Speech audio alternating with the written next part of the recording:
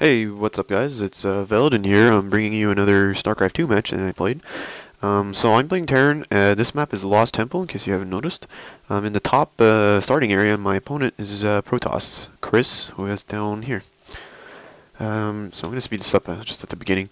So I'm going to go with fairly standard build. I'm going to go, I think, a supply depot when I have 9 or 10, yeah, right there, 10 food. And my opponent at the bottom, he's going also regular Protoss. It's a fairly standard cookie cutter build, going pylon and gateway.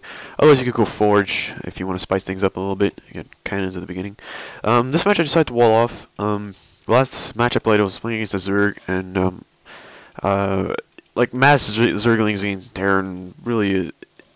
At the beginning, if you rush correctly with it, it really is devastating. So I decided to wall in this time, and it had a pretty good effect on this match, and I'll demonstrate later when it comes up in the video. So I'm just gonna skip a little bit.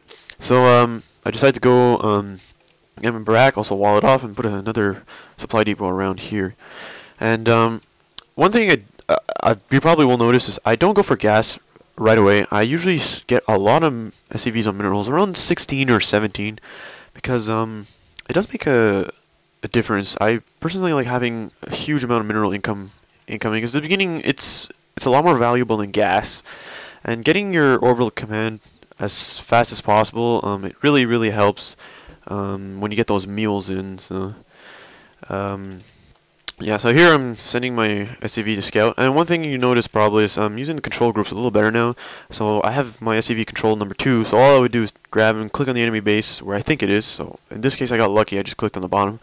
And my command center is on 1, so I can still be constantly training SCVs without having the need to scroll around the map.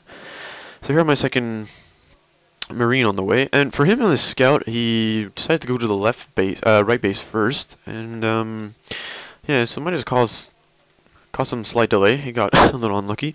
But he's going to do a little weird move. He's going to hang his Zealot around here and just leave it there to get killed by Marines, which I found a little weird. So yeah, usually against Protoss players, I'll mass Marauders. So in this case, that's why I'm getting a Tech Lab first. And oh yeah, this little part I like a lot. If you put a Marine at the edge around here, it really helps because you can see what's coming up around here. Usually I like to put a sensory tower actually here because it'll give you like a vision like in this whole area, and you can know when enemies are coming around. This is a little weird move. You just let his Zealot die. I don't understand why. I didn't really lose anything. All I did was fix the supply depot after.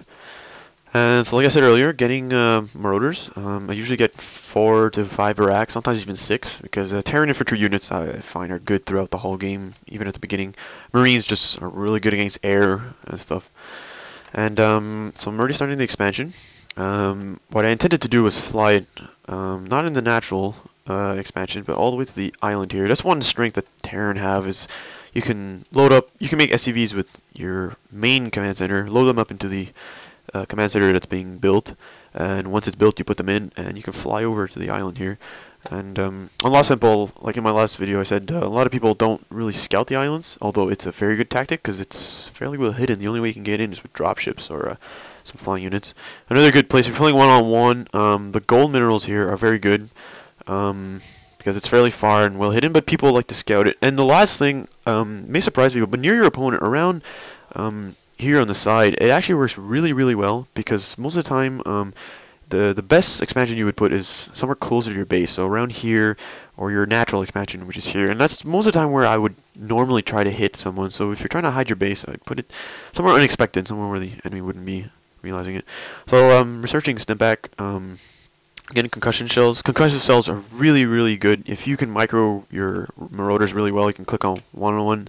So you click on one, hit a unit, click the next one, click on it.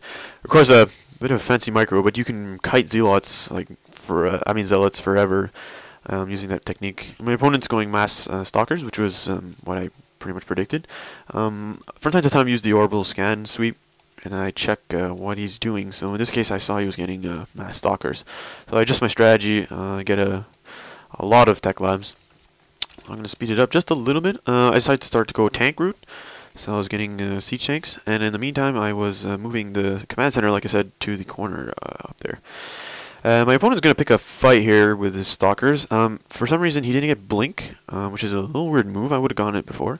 And I noticed them that they were coming. And here it is a really weird move. He's still attacking the command center, and I'm just picking him off with the marauders that are on here. And even though he had more units, for some reason I was able to get him. And I didn't really lose anything but a supply depot, which is, if you ask me, not a big loss. So he just lost his entire army, and all I did was fix this siege tank and build a new supply depot. So I'm gonna bring it back up. So he's warping in more stalkers.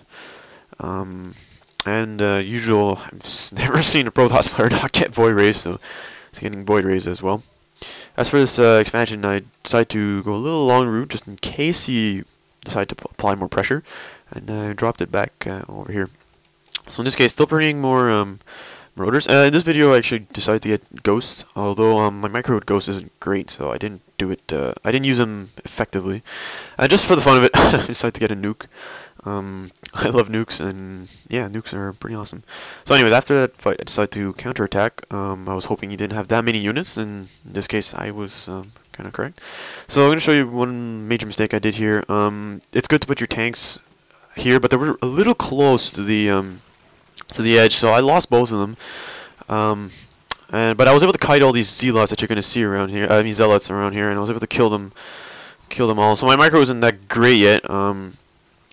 I was able to get them with losing only one unit, which is, if you ask me, pretty good. And what I did is take all my marines and concentrate on the void ray and micro the other units to kill these stalkers down here. So at this point, he doesn't really have any new guys. He's just warping in zealots, zealots, and I don't know why he didn't bring in more stalkers. But anyways, so I decided to kill this expansion, and in the meantime sending in more reinforcements. One thing, like I said, is this natural expansion. I knew it was going to expand around here, and just for fun I sent the ghost to nuke all these probes down here. My expansion is well hidden. One mistake, I have a probe that's not doing anything here. I mean a SCV, and I should have been creating more SCVs in order to keep my income high. And yeah, so I'm constantly training more units, even while kiting all these bases, and the nuke does drop, so that's why you don't see any probes here. Like all these died, and so fairly a good match. Few major mistakes on my opponent, and not too bad for me, I guess. I made a major mistake with those tanks. I should have put them in siege mode around here and make a nice wall like this with my units. But hey, that's what replays are for. So if you like the commentary, leave me a note, and I'll see you guys later.